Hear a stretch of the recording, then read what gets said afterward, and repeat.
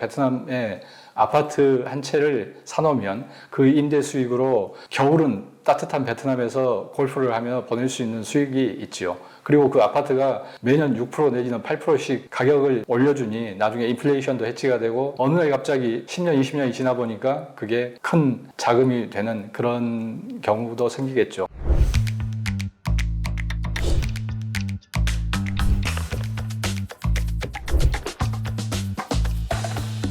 베트남 정보는 베트남 인사이트. 네, 오늘 오랜만에 베트남 인사이트 베트남 정보 전해드리도록 하겠습니다. 베트남 하노이에서 또 귀한 손님이 오셔가지고요. 베트남 부동산 현황 또 긴급 진단을 해드리도록 하겠습니다. 오늘은 특별히 하노이역 하이퐁, 뜨는 하이퐁 지역에 대해서 또 자세히 진단을 해드리도록 하겠습니다. 자, 오늘 도움 말씀에서 김효근 글로벌 PMC 베트남 법인장 나오셨습니다. 안녕하세요. 반갑습니다. 자, 하노이에 단연간에 계시면서도 오고 하시면서 여러 가지 사업들을 하시는데 요즘 베트남 분위기, 하노이 분위기 어떤지? 요즘 하노이 상당히 뜨겁습니다. 날씨는 수그러들었는데 그 투자 열기는 대단한 것 같고요. 네. 특히나 중국인들이 많이 넘어와서 공장을 짓고 있고요. 공장을 짓는 데 따른 부수적인 서비스업들이 하노이 중심부인 한인타운 근처에 많이 있고요. 하노이에서 조금 나가면 박린이나 타이웅엔 이런 데는 한국인을 밀어내고 중국인이 다시 상권을 장악했다 이런 얘기가 나올 정도입니다. 그러니까 요즘 그 베트남하고 중국하고 좀 관계가 다시 막 좋아지는 분위기가 막 생기고 총리들 막 왔다 갔다 하면서 네네. 그게 좀 영향을 좀 미치긴 미치나 보네요. 네, 그렇습니다. 그리고 중국의 필요에 의해서 베트남에 많이 넘어와서 그럴 수도 있겠네요. 네, 베트남산 물건을 만들어서 유럽에 미국에 수출하기 위해서는 수출하려고 하죠. 미중 간의 갈등이 이제 베트남 시장을 더 좋게 만드는데 중국조차도 그거를 영향을 주는 거네요. 그렇습니다. 베트남 시장을 좋게 만드는데. 네네. 야, 그럼 한국 분들도 요즘 많이 늘어나고 있나요? 오시는 분들이? 그렇습니다. 네, 한국도 대부분의 기업들이 베트남에 들어가 있지만 2차적으로 투자를 늘리는 기업들도 많이 있고요. 아직까지 베트남 시장에 진출 못한 기업들은 뒤늦게 또 진출을 하려고 이번에 중소기업 중앙회에서도 뭐 150개 회사를 끌고 가서 큰 행사를 한다고 합니다. 네, 요즘 뭐 우리나라 중소벤처 기업도 이제 정부 차원도 그렇고 이제 중기중앙회 중소기업 그 단체들도 그렇고 활발하게 지금 베트남에 진출하려고 계속 문을 두드리는데 실제적으로도 그게 피부로 느껴지시나 보죠? 그렇습니다. 베트남 입장에서는 한국의 대기업이 와서 물건을 생산해내는 것도 좋지만 대기업하고는 기술 이전이 안 되거든요. 왜 그러냐면 협력사들이 다 와서 해버리니까. 근데 베트남 대기업 입장에서는 한국의 중소기업의 기술들은 이전받기가 쉽죠. 그래서 기술들을 대단히 기다리고 있습니다. 심리적으로 그다음에 기술 격차 차원에서도 좀 이전받기가 수월한 느낌이 드니까 그렇습니다. 네네. 한국을 이제 파트너로 하기가 제일 적합하다 베트남 입장에서. 그러니까 한국의 이제 중소기업들한테도 기회가 되는 거네요. 그렇습니다. 네. 베트남 인사이트 좋아요, 구독.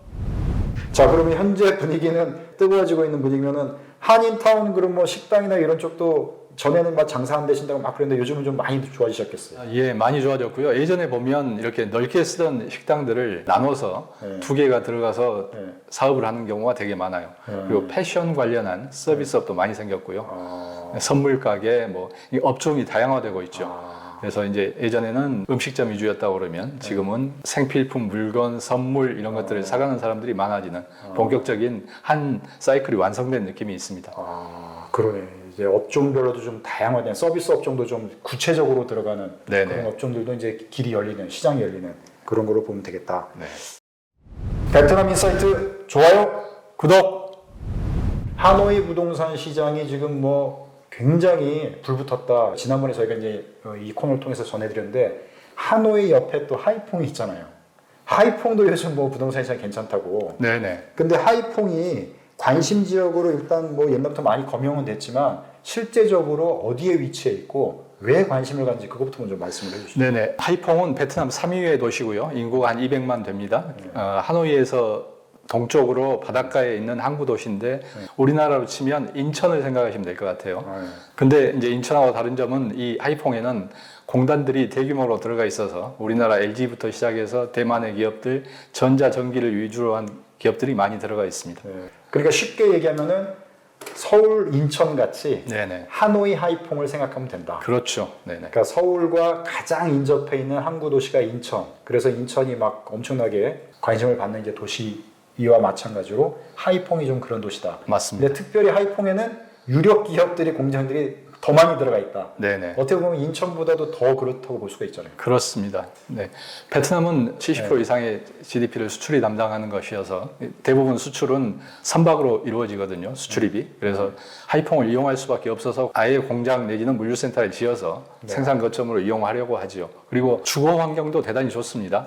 거기가 관광지로 유명한 하롱베이가 있는 지역이거든요. 그래서 바다 경치도 좋고 공기도 깨끗해요. 그리고 도시도 깨끗하고 그래서 하노이에 거점이 있는 사람들이 하이퐁으로 옮기는 추세이죠. 주로 뭐 그 이벤트 뭐 행사 같은 거 할 때도 하노이에 계신 기업들이 하이퐁 쪽으로 많이 가시는 것 같더라고요. 네네. 하롱베이까지 이렇게 걸쳐가지고 뭐 네. 행사하시는 걸로. 골프 행사도 하고 네. 그렇죠. 그게 또 이제 고속도로가 옛날에는 없어가지고 시간이 되게 오래 걸렸는데 요즘은 아주 빠른 시간 내에 가잖아요. 맞습니다. 1시간이면 하노이 하이퐁을 달릴 수 있는 베트남에서 가장 잘 닦인 고속도로가 하노이 하이퐁. 예. 그래서 옛날에 이제 베트남 갔다 오신 분들은 뭐한 4-5시간 걸리는 거예요. 그렇습니다. 네. 그런데 지금 가시면 엄청 빠르게 이제 하이퐁을 갈 수가 있어요. 100km 넘는 속도로 달려갈 수가 있습니다. 그리고 이제 하롱베이도 인근 지역에 있기 때문에 이제 네. 관광지로서도 유명한 지역이고 네네. 그렇게 하고 한국 기업들도 행사를 그쪽에서 많이 하고 있고 네. 그렇게 이제 하이퐁에 관심을 갖는데 그게 기업들이 많다 보니까 경제 성장률도 도시별로 이제 그게 수치가 나오잖아요. 하이퐁 경제 성장률이 엄청나던데요? GRDP죠. 리지널 GDP로 보면 한 13%에서 어떤 사람은 18%까지 통계를 얘기하는 경우도 있습니다. 딴 도시들이 3% 5% 할 때 2배에서 3배 정도의 높은 GRDP를 보이고 있죠. 그래서 그러니까 도시 성장률이 10%를 넘어간다는 게 믿기지가 않는데 하이퐁이 그런 도시더라고요. 맞습니다. 그게 한 해만 그런 게 아니고 과거 몇 년간에 걸쳐서 꾸준히 그런 성장을 이루어왔죠. 앞으로도 그렇게 될 것 같습니다. 자, 그러면 지금 경제 성장률도 그렇고 그런 고속도로 인프라도 그렇고 관광지도 인접해 있고 한국 기업들도 많고 베트남 기업은 물론 네네. 그러면은 당연히 부동산 시장도 관심이 높고 가격 상승률도 높을 것 같은데 실제적으로는 지금 어떤 현황인지 그거 좀 얘기 좀 해주시죠. 아직까지 하이퐁 시장은 불이 붙지는 않았고요. 지금 외국인 거주자들 중에 한국인 거주자가 한 4,000명, 5,000명 됩니다. 근데 외국인들이 쓸 수 있는 아파트는 한 스탁이 한 1,600세대 정도 돼요. 그러니까 한국인들만 쓰기도 부족한 시장이긴 하죠. 네. 근데 이제 그게 가격으로 아직은 반영이 되지 않은 게 공급이 여러 군데에서 있기 때문에 그게 베트남 특유의 완성된 다음에 차근차근 팔아내는 마켓인 것 같습니다. 하노이는 지금 공급이 작아서 물건이 없어서 못 팔고 있는 마켓이고요. 이제 그게 점점 이제 하노이 외곽을 넘어서 망린 타이응엔까지는 왔고요. 그 중간까지는 앞으로 하이퐁에도 그러한 상승 기류가 오리라고 생각합니다. 그러니까 이제 하노이하고 조금 하이퐁이 다른 거는 하노이는 절대 물량이 지금 부족한 상태고 또 외국인들이 이제 수도다 보니까 물밀듯이 이제 오는 시장이고 하이퐁은 상대적으로 외국인들이 엄청나게 많은 거는 아니다 보니까 그런 게 있는데 공급된 아파트가 수요보다는 현재는 좀 많이 있는 상태입니까? 최근에 베트남 회사도 몇 개 준공을 좀 해서요. 많이 있긴 한데 장기적으로는 상당히 부족하죠. 그러면 거기도 이제 하이엔드, 뭐 미들엔드, 로엔드 해가지고 이런 게 구분이 돼 있을 것 같은데 그걸 좀 구분해서 좀 얘기해 주실 수는 있나요? 베트남 회사들이 제공하는 아파트들도 하이엔드가 많이 있습니다. 근데 돌아보면 퀄리티가 상당히 차이가 나요. 그러니까 예를 들어서 이번에 큰 태풍이 하이퐁을 몰아쳤잖아요. 그래서 강한 바람이 불어서 아파트들이 대부분 샤시가 떨어지고 타일이 떨어지고 뭐 난리가 났던데요, 보니까. 네네. 가로수는 다 넘어지고 뭐 거의 뭐 나라의 GDP를 뭐 1% 이상 끌어내릴 정도 하이퐁이 엄청 피해를 줬다고. 맞습니다. 그런데 멀쩡한 아파트가 있죠. 또 그 외국인들이 잘 지어놓은 아파트들은 또 제대로 멀쩡합니다. 그래서 그 외국인들이 시공에 꼼꼼한 아파트를 선택하는 것 이게 되게 중요할 것 같아요. 그러니까 이번에 최근에 여름에 엄청난 태풍 약인가요? 약입니다. 네. 태풍이 와가지고 하이퐁에 뭐 공장도 그렇고 주택에 엄청난 피해를 줬는데 이게 하이엔드 아파트냐 로우엔드 아파트냐 이 아파트의 레벨을 완전히 결정짓는 맞습니다. 피해를 어느 정도 입혔냐 안 입혔냐 뭐 이런 걸 해가지고 최근에 이제 구분이 되는. 네네. 사람들이 다 알게 된 거죠 이제. 가격 차이도 이미 엄청나게 하노이는 다르잖아요 이게. 네네. 이제 서민용 아파트냐, 네. 중간 아파트냐, 완전히 럭셔리 아파트냐. 네. 하이퐁도 이제 앞으로 그런 식으로 간다. 그렇죠.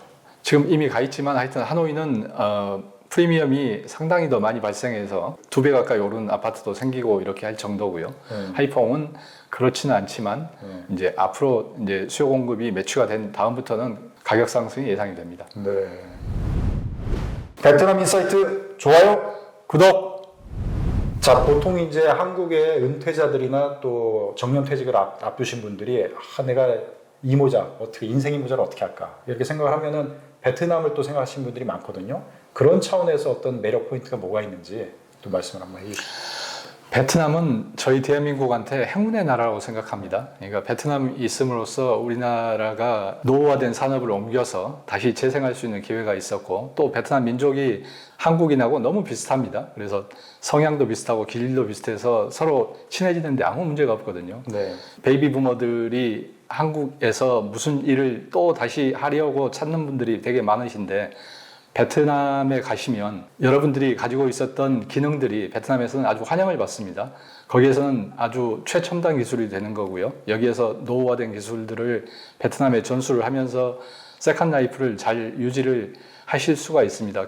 그리고 그렇게 적극적으로 살지 않더라도 베트남에 아파트 한 채를 사놓으면 그 임대 수익으로 겨울은 따뜻한 베트남에서 골프를 하며 보낼 수 있는 수익이 있지요. 그리고 그 아파트가 매년 6% 내지는 8%씩 가격을 올려주니 나중에 인플레이션도 해치가 되고 어느 날 갑자기 10년, 20년이 지나 보니까 그게 큰 자금이 되는 그런 경우도 생기겠죠. 그래서 베트남에 일자리가 되게 중요한데, 세컨 라이프 하시는 분들도 유연한 일자리, 일주일에 한 번 정도 가서 자문을 한다든지 해서 수익을 만들 수 있는 기회가 있으면 되게 좋겠다 생각이 들어서 서울시 50플러스 재단부터 시작해서 시니어 관련한 여러 단체들에게 세컨 라이프를 원하시는 분들을 베트남어 교육 간단하게 시켜서 베트남으로 보내고, 베트남에서는 그런 일자리를 코참이나 이런 관련 단체들이 찾아주는 그런 프로그램도 기획이 되어 있습니다. 그래서 차근차근 베트남에 관심을 가지고, 베트남 젊은이는 한국에 와서 가족같이 가정을 이루면서 살고,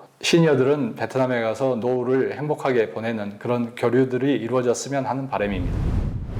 베트남 인사이트 좋아요, 구독. 뭐 구체적으로 뭐 더 덧붙여 주실 말씀이나 앞으로 이제 미래 컨셉으로 좀 조언을 주실 말씀 있으면 얘기해 주시죠. 베트남에 투자를 하시는 분들은 두 종류인 것 같아요. 그러니까 하노이나 호치민 같이 아주 핫한 지역에서 경제 발전에 참여하면서 시세 차익도 얻고 임대료도 얻고 해서 투자 수익을 얻고 싶으신 분이 있고, 조금 더 느긋하게 베트남의 좋은 자연환경과 좋은 사람들, 이웃 속에서 자기의 투자 수익을 올리고 싶은 사람들이 있을 텐데, 후자 분들은 하이퐁을 가시는 걸 권합니다. 그쪽에는 좋은 환경에 투자 기회들이 많은 것 같아요. 자, 하이퐁 부동산에 이어서 인생 이모작, 또 한국에 이제 은퇴 앞두신 분들, 관심이 있으신 분들, 또 베트남 쪽에 또 여러 가지 일들이 있고 기회들이 있기 때문에 살펴보시면 좋을 것 같다, 이런 말씀까지 해주셨습니다. 자, 오늘 내용 유익하셨다면 좋아요, 구독 부탁을 드리겠습니다. 자, 부동산 관련해서, 하이퐁 관련해서 여러 가지로 또 구체적으로 궁금하신 것들이 있으시면은 이 하단으로 저희가 안내 자막 보내드릴 테니까요.